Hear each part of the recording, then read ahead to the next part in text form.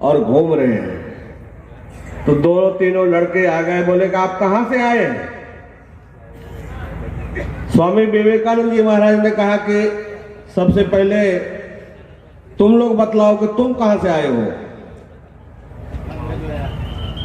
तो अमेरिका के अंग्रेज लड़के जो थे उन्होंने कहा कि मैं तो यहीं का हूं, अमेरिका का। कब से हो यहां पर? बोले जन्म ही यही हुआ है। बोले जन्म के पहले कहां था तू? अब ऊपर नीचे देखने लगा कि जन्म के पहले कहां था, कुछ नहीं सूझा उसको। बोले अरे तुम अपना पता ही नहीं जानते हो तो हमसे क्या पूछते हो कि तुम कहां के रहने वाले हो? तुम तो अपना ही पता नहीं जानते। तो हम लोगों को अपना पता करने लेना चाहिए कि हम लोग आए कहां से और जाना कहां है। संत मत का यह मुख्य विषय है, आए कहां से और जाना कहां है। एक बार जहां मैं रहता हूं पंजाब में, हमारा आश्रम है, वहीं पर गुरुद्वारा है, बहुत बड़ा गुरुद्वारा। संजोग ऐसा लगा कि उस गुरुद्वारे में एक गुरु ग्रंथ साहब, आप लोग देखे भी होंगे, सुने भी होंगे। पंजाब में तो जगह जगह गुरुद्वारे हैं, ग्रंथ साहब का पाठ होता है, उसकी कथा होती है। जो लोग गुरुमुखी जानते हैं उसका कथा करते हैं, उसका व्याख्या करते हैं। तो जो गुरुद्वारे के मुखी हैं, नजदीक होने के कारण हमसे जान पहचान बहुत ज्यादा है। उन्होंने कहा कि स्वामी जी आज हमारे यहाँ सत्संग है, एक कथावाचक आए हैं, आप भी आइए। मैं भी चला गया। तो मन में थोड़ा सा डर था कि ये तो गुरु ग्रंथ साहब के बहुत बड़े विद्वान हैं, पूरे गुरु ग्रंथ साहब को पढ़े होंगे। हम तो गुरु ग्रंथ साहब को पढ़े नहीं है, सुनते।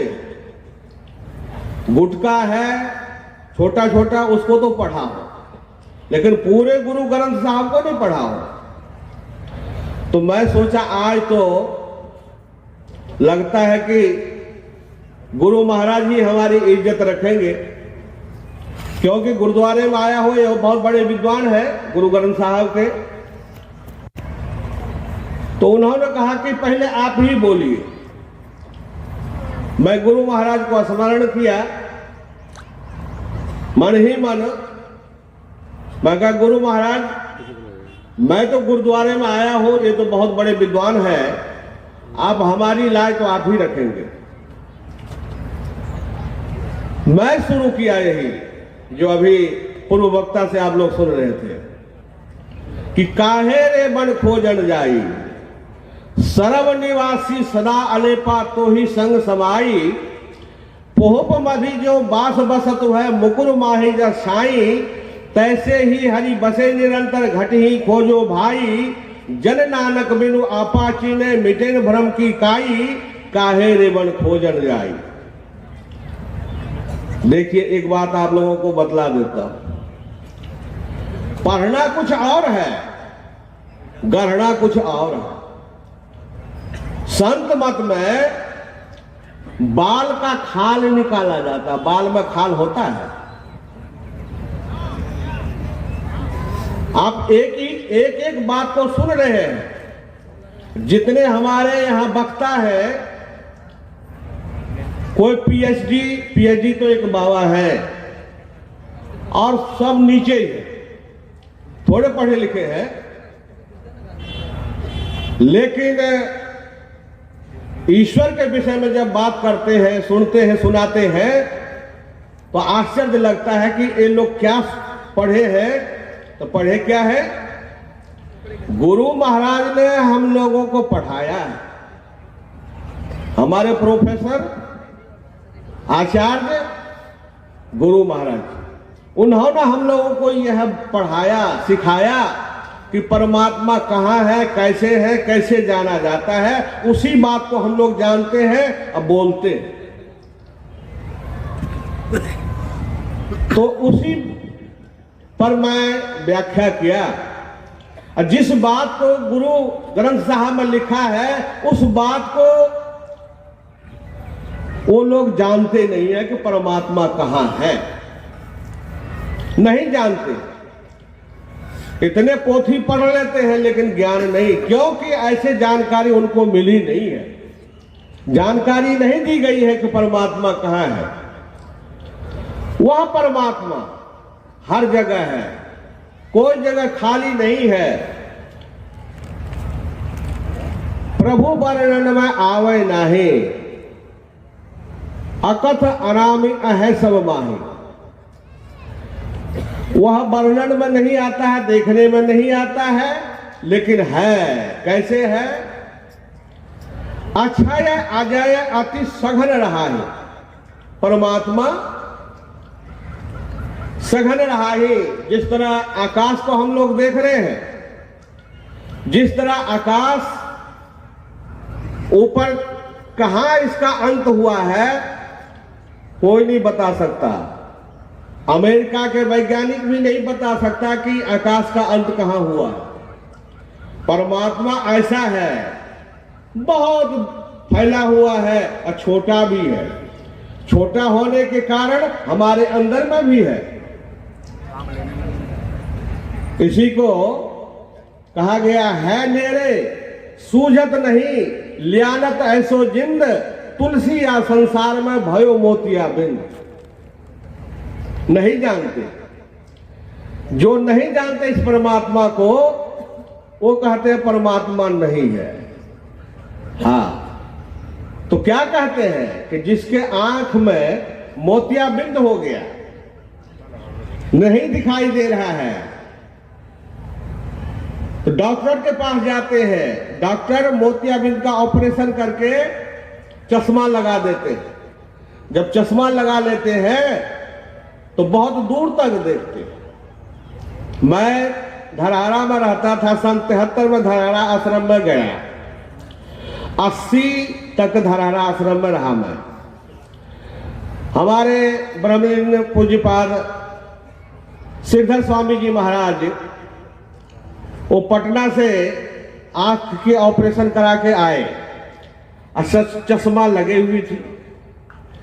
मैं कोई काम करने के लिए गया था तो दूर से ही देख लिए और बोले कि ये गलत कर रहे हो तुम। हाँ, गलत कर रहे हो, इसको ऐसे करना चाहिए। मैं कहा कि पहले तो बाबा नजदीक भी नहीं देखते थे, अब तो दूर से ही देख लिए। मैं कहा चश्मा लगाई है इसलिए देख लिए। हाँ, तो जब चश्मा लगा के देखते हैं तो बहुत दूर तक देखता है, लेकिन लाइट तो वही है अंदर में, लेकिन मोतियाबिंद होने के कारण से नहीं दिखता था। तो उसी तरह परमात्मा तो है अंदर में, लेकिन उस पर घटतम प्रकाश शब्द पड़ते रहे, जीव पर है छा रहे। जीव के ऊपर पर्दा पड़ गया है, अंधकार प्रकाश और शब्द का पर्दा। यह पर्दा जब हट जाए, कैसे हटेगा पर्दा? इसीलिए संत मत में हम लोगों को बतलाया गया है, कार्य दृष्टि योग साधन कर दृष्टि, यह हटाना चाहिए। कर दृष्टि योग साधन क्या? मानस जप, मानस ध्यान और दृष्टि योग की क्रिया हम लोगों को बतलाई गई है। इसीलिए कि मन के ऊपर जो पर्दा पड़ा हुआ, जीव के ऊपर पर्दा जो पड़ा हुआ है, वो पर्दा हट जाए, फिर आगे का जो काम है वो होगा। इसलिए हम लोगों को गुरु महाराज ने सबसे पहले बतलाया, पहले करो मानस जप। कितने देर करोगे मानस जप? बहुत देर तक करना पड़ेगा। कुछ लोग यहां पर जितने सत्संगी हम लोग बैठे हुए हैं, 2 महीना 4 महीना कर लेते हैं मानस जप, अब चले जाते हैं नादानुसंधान लेने के लिए कि हमको मानस जप हो गया, दृष्टि योग की क्रिया हो गई, अब नादानुसंधान की क्रिया चाहिए। अरे नादानुसंधान की क्रिया तो बहुत दूर की बात है, पहले मानस जप हुआ तुमको? कितने देर तक मानस जप किया तुमने? हाँ, जब हम लोग मानस जप करने के लिए बैठते हैं तो मन भागता है। बैठे हैं पूजा करने के लिए, अब मन जाता है भूजा खाने के लिए। बैठते हैं पूजा करने के लिए, 2 मिनट भी आपका जप हुआ, 2 मिनट भी, चले हैं नादानुसंधान क्रिया लेने के लिए। जीवन तो बीत गया, 2 मिनट मानस जप हुआ नहीं। हाँ, जब मानस जप करेंगे मनोयोग पूर्वक, तब मानस ध्यान होगा। जैसे हमारे बाबा कह रहे थे, मानस ध्यान के लिए, तब होगा मानस ध्यान। जब मानस ध्यान में परिपक्व हो जाएंगे, तब होगा दृष्टि योग की क्रिया। दृष्टि तब टिकेगी, जब दृष्टि टिकेगी तो एक बिंदुता प्राप्त होगा, और जब एक बिंदुता प्राप्त होगी तब आगे आप देखेंगे क्या, बिंदु में तहन नाद बोले, वहां शब्द सुनाई देगा। कौन सा शब्द? ब्रह्म का शब्द। वह शब्द कैसा है? उस शब्द में अनेक शब्द हैं, अनेक प्रकार के शब्द हो रहे हैं। उस शब्द में एक शब्द है सार शब्द, और उस सार शब्द को जीव पकड़ता है वो, और वो सार शब्द जो है जीवात्मा को कहां पहुंचाता है? परम प्रभु परमात्मा के पास। जहां परम प्रभु परमात्मा बैठे हुए हैं वहां पहुंचा देता है। तो जीव आत्मा जो है परमात्मा को पहचानता है कि जिससे मैं अलग हो गया था। इसी को गुरु नानक देव जी ने कहा, बहुत जन्म बिछुड़े ते माधो, अब की लेखे तेरे। हे माधो, मैं बहुत जन्म से आपसे बिछुड़ गया था, अब जो है यह जीवन आपके लेखे के। वही जीवात्मा परमात्मा को पहचानता है और कहता क्या है, हम प्रभु प्रभु हम एक ही होई, द्वंद्व और द्वैत रहे नहीं कोई। जीवात्मा वही जीव पीव हो जाता है, वही परमात्मा हो जाता है, और सदा के लिए आवागमन का जो चक्र है ये समाप्त हो जाता है, और हम धन्य धन हो जाते हैं, और फिर सृष्टि में नहीं आएंगे। एक बार प्रेम से बोल दीजिए, बोलिए प्रेम से।